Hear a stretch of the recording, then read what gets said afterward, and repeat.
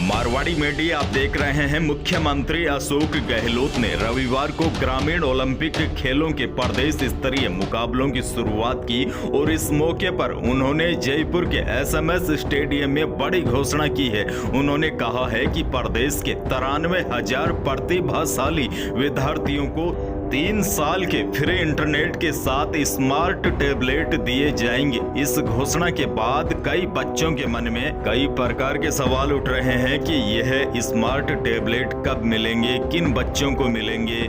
ऐसे तमाम कई भी और प्रकार के सवाल उठ रहे हैं। तो देखिए, मैं आपको बता दूं, मुख्यमंत्री गहलोत ने 8वीं, 10वीं और 12वीं के बच्चों को मुफ्त लैपटॉप देने की घोषणा की है। हालांकि ये योजना नई नहीं है, लेकिन कोविड की वजह से पिछले कई सालों से बच्चों को लैपटॉप नहीं मिल पा रहे थे और अब बड़ी अपडेट आई है।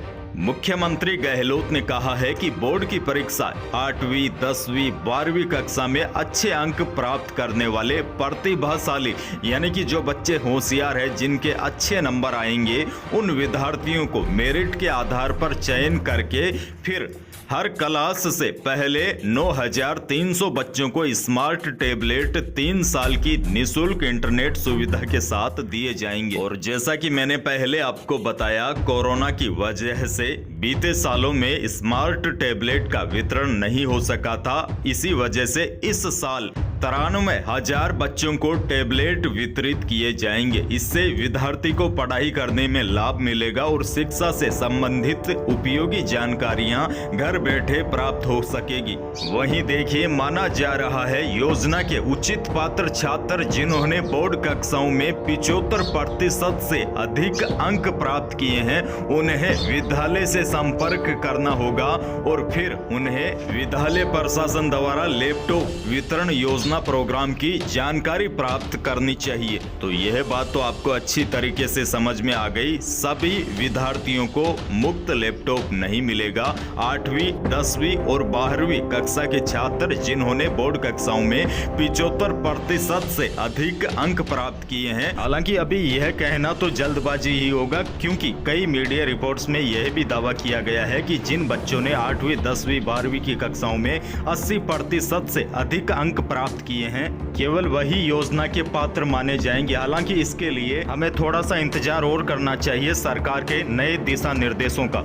आपके मन में यह सवाल भी जरूर उठ रहा होगा कि क्या प्राइवेट स्कूल में जो बच्चे पढ़ते हैं उनको भी इस योजना का फायदा मिल सकेगा? तो देखिए, बड़ी अपडेट ये है, सीएम गहलोत ने अभी जो हाल ही में जानकारी दी है ट्विटर के माध्यम से या फिर फेसबुक पेज के माध्यम से, तो उसमें यह कहीं पर भी नहीं कहा गया है कि प्राइवेट स्कूल के बच्चों को इस योजना का फायदा नहीं मिलेगा।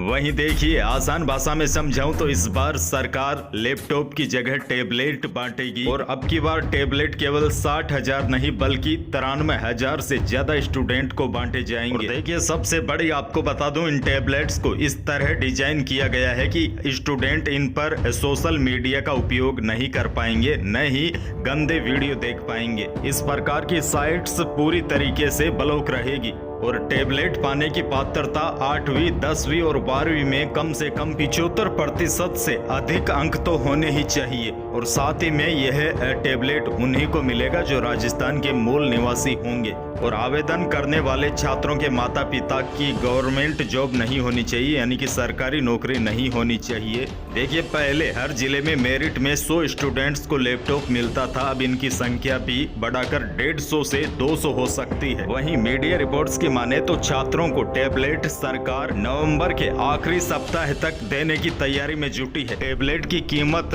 10 से लेकर 15,000 के बीच हो सकती है और इन टैबलेट्स की क्वालिटी वगैरह भी काफी अच्छी होगी।